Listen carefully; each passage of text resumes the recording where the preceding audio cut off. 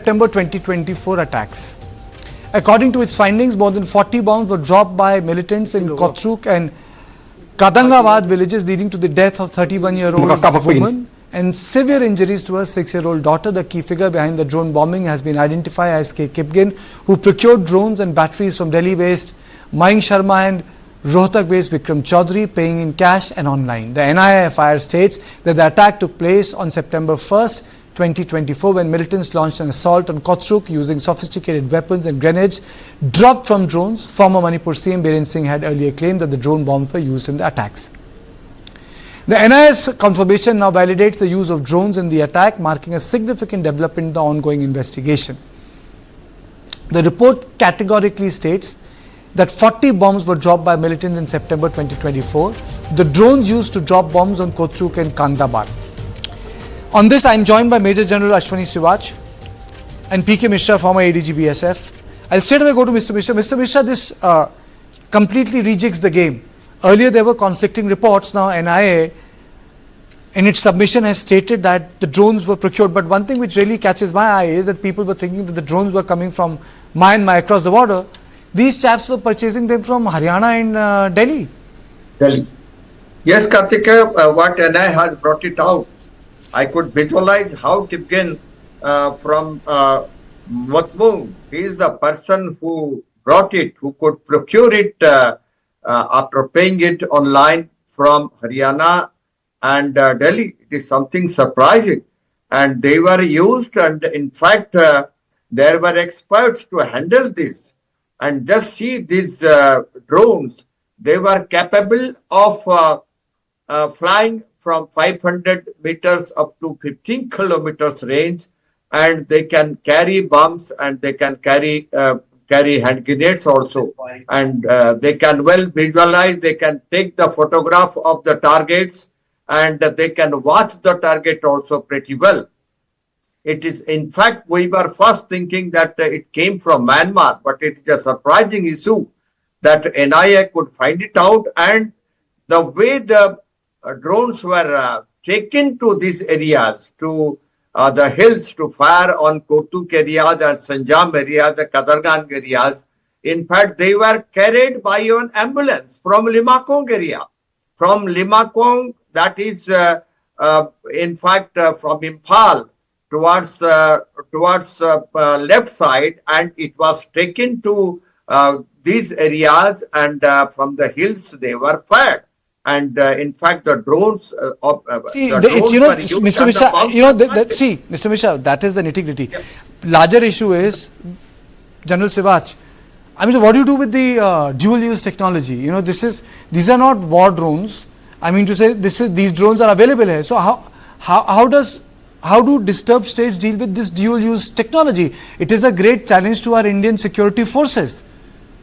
Absolutely. Drones can be a big boon as well as it can be a big disaster. You see, drones can be used as a weapon. This is very well known. Basically, if you see Azerbaijan and Armenia war, the Azerbaijan won the war basically use of drones which were given by them by Turkey and Israel. And thereafter, the drones were also used heavily in Russia-Ukraine war. And also, technology which was used was a very novel, done by Hamas on 7th October when they attacked on Israel. They used paramotors and also drones. So the point today is, of course, the drones can be also used for supplying medicine and logistic in remote areas, and they can be a great, you can say, beneficiary and facilitator in time to come.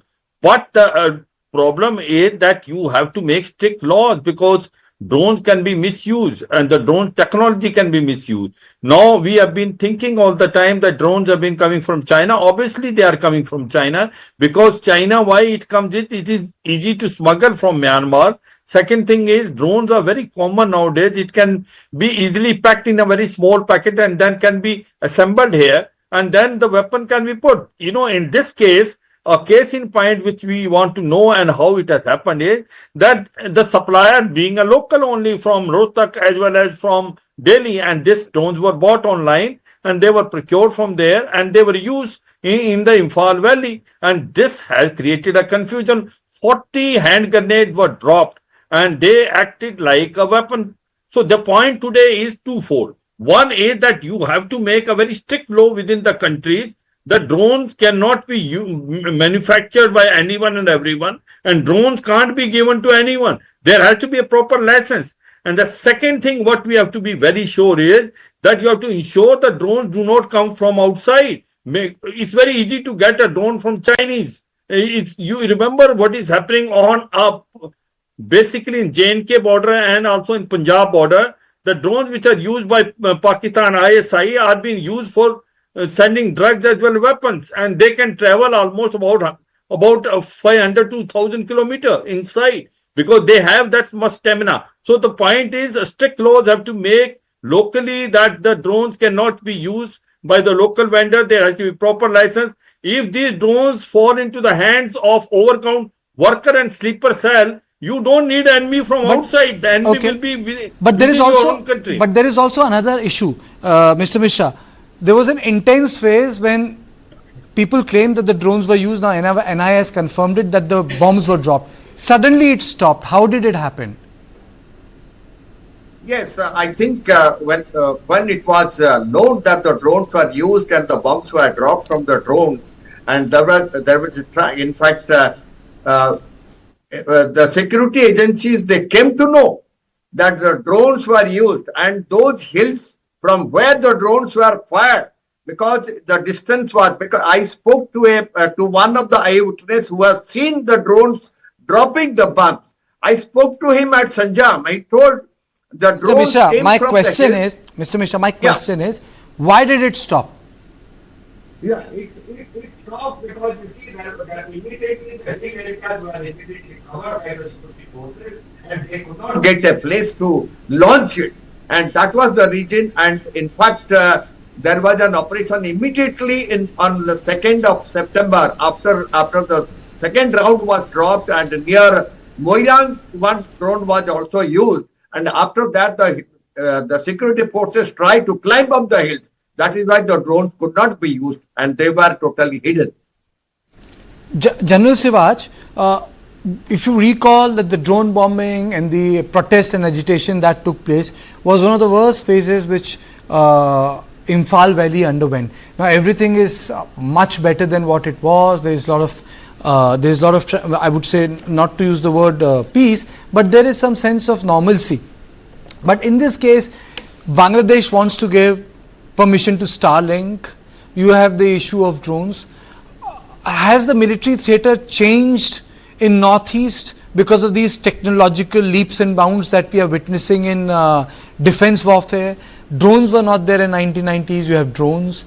Technology like General Sivaj, Starlink was not there. It is there. You have you have more availability of weapons in the valley. If you look at the weapons that have come back, I would say it's nothing. It's not even peanut. People have not actually come out and given back the weapons. How difficult this theatre has become and challenging for the Indian armed forces. What are the biggest challenges which our security forces are facing in Manipur? Yeah, Kartike very rightly brought out. First of all, the complete complexity of the war has changed in Northeast.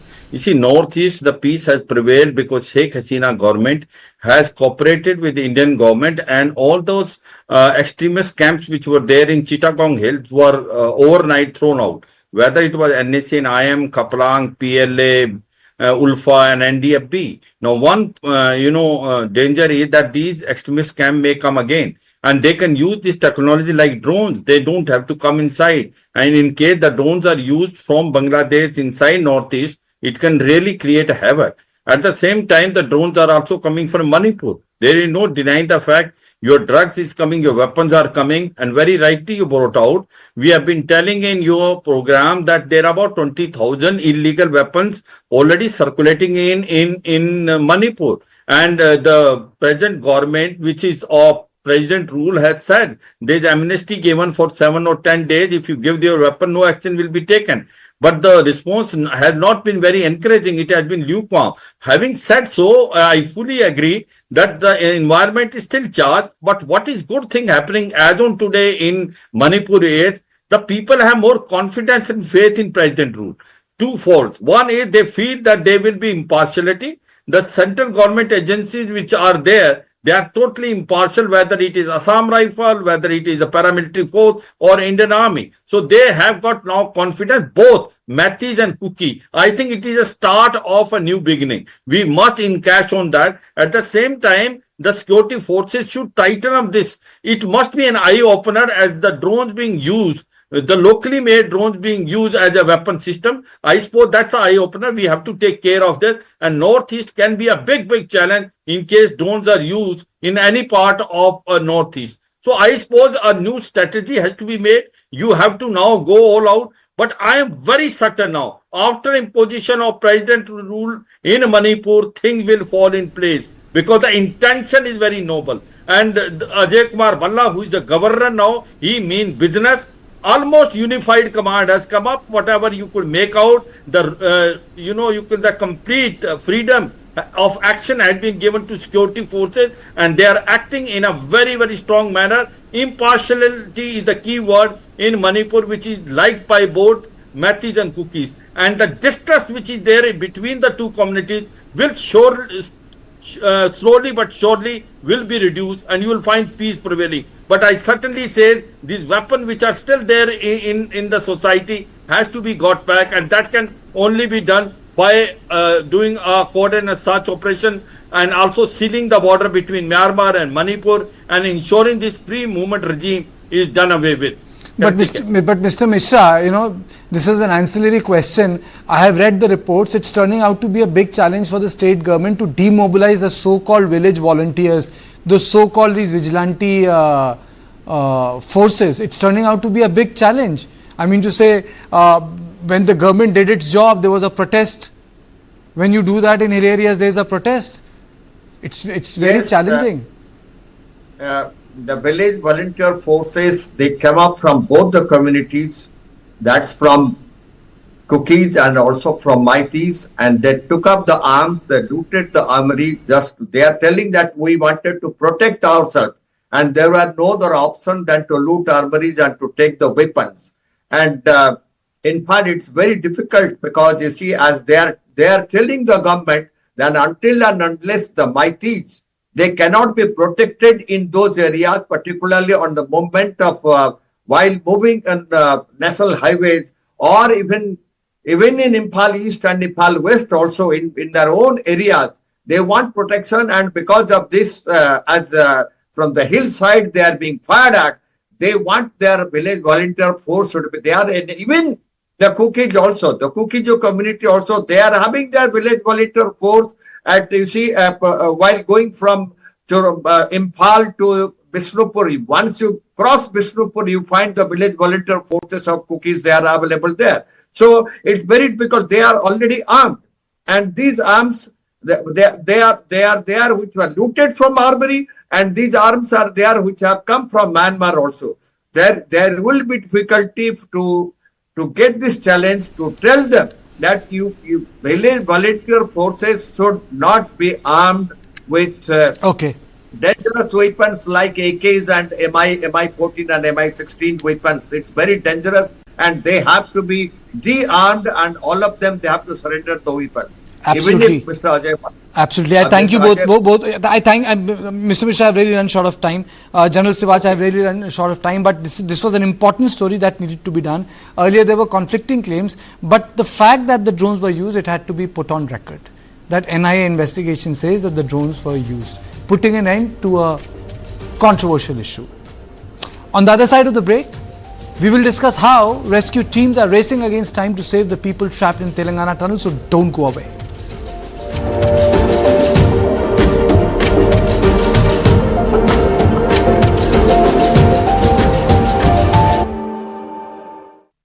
मैं और आप, कोई फर्क नहीं है हमें। 6 needed of the last ball. जब ताक लेते हैं अपनी मंजिल को, तो उसे पाने के लिए कमर तोड़ मेहनत करते हैं। पर कभी-कभी मेहनत और मंजिल के बीच House is not in your budget, sir. Sorry. रह जाता है एक फासला। खैर, मुझे उस फासले को मिटाने के लिए थोड़ी और मेहनत लगेगी, पर शुक्र है आपके पास है टाटा कैपिटल, जो मिटाए फासले आपकी मेहनत और मंजिल के बीच। टाटा कैपिटल, मिटाए फासले। इस खेल में खेला होगा, हर नहले पे दहला होगा। बीम बड़ा है, स्टेज बड़ा है, पूरा भारत साथ खड़ा है।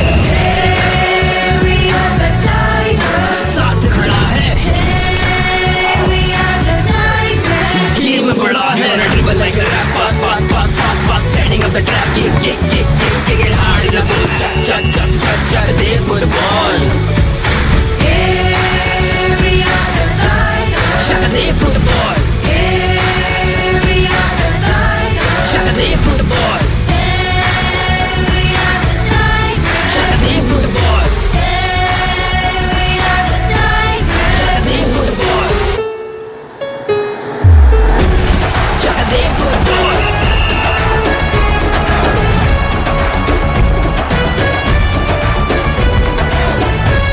Chuck there for the ball. Chuck there for the ball.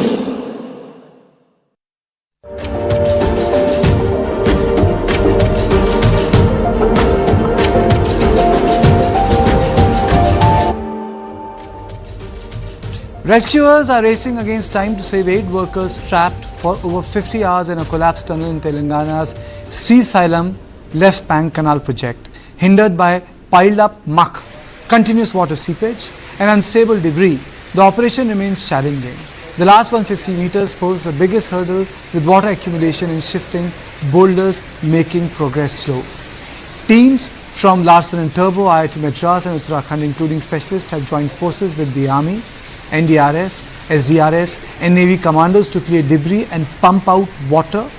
The rescuers have inched closer with 40 meters left to reach the trapped workers. Meanwhile, the rat miners who help in the Silkyara Uttarakhand tunnel collapse have also arrived to assist. The tunnel collapse occurred on Saturday morning while workers were repairing a leak. While most escaped, 8 remained trapped with no contact since the accident. There are a lot of people from other parts of this country who are actually stuck there. And when I say, we will show you the graphic, because then you will understand how deeply problematic this rescue mission is. There is structural issues, shifting boulders, gushing waters, amongst other reasons, which includes a geographical